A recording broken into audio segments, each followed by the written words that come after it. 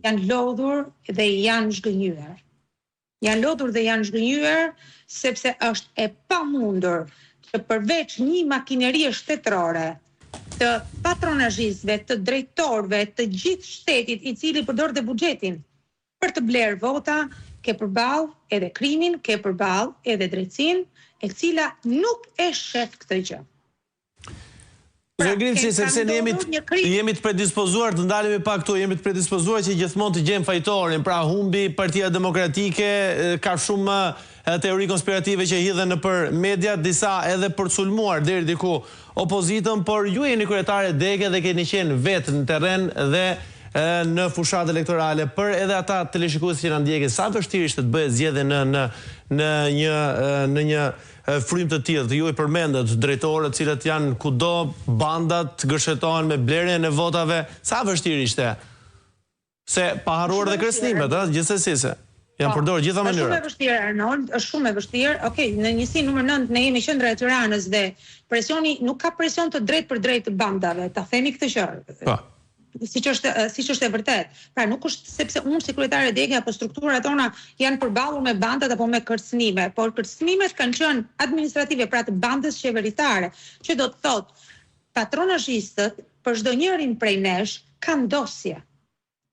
Dhe mënyra se si ata afrohen, aproçohen, kërcënojnë, shantazhojnë, është e ndryshme për dosje të ndryshme, sepse ne jemi thjesht një numër matrikullimi për ta. Ka qenë shumë e vështirë, sepse kur ti ne kemi shkuar derë më derë, unë të paktën kam shumë vite që punoj në njësinë 9, e njoh mirë zonën. Dhe kur ti shkon dhe ti u ofron frym, shpresë, drejtësi, ti je zëri i tyre, nëse mbas teje shkon një drejtor, apo një ministër, apo një drejtues i lartë i administratës, ku ofron para, vend pune, bursa për fëmijët, tenda, licenca, ambiente publike për lokale, nuk është kollaj që të luftosh me këtë makineri. Sepse kushdo që vete nga kjo makineri dhe troket në derën e qytetarit, i thot, ky është kushti vetëm që ti t'jetosh. Sepse këtu qytetarëve u presin çdo lloj shprese, çdo lloj shërbimi, as çerte për fëmijët nuk u pranojnë më kërkesën. Pra është e vështirë. Patjetër që qytetarët janë të lodhur, patjetër që qytetarët e kuptojnë, ama edhe shqiptarët kanë rënë pak edhe në atë zonën e komfortit.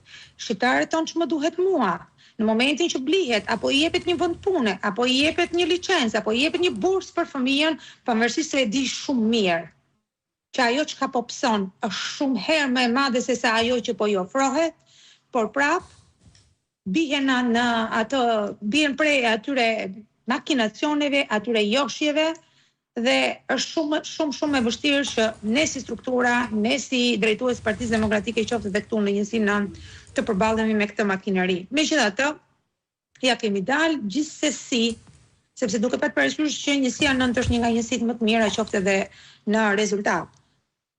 Megjithatë, është shumë e vështirë përballja me ta çdo ditë. Ata janë të paparashikueshëm, kanë para në forma të jashtëzakonshme, pra kanë financim, kanë poste drejtuese në administratë, kanë çfarë të ofrojnë materialisht dhe përballë gjithsej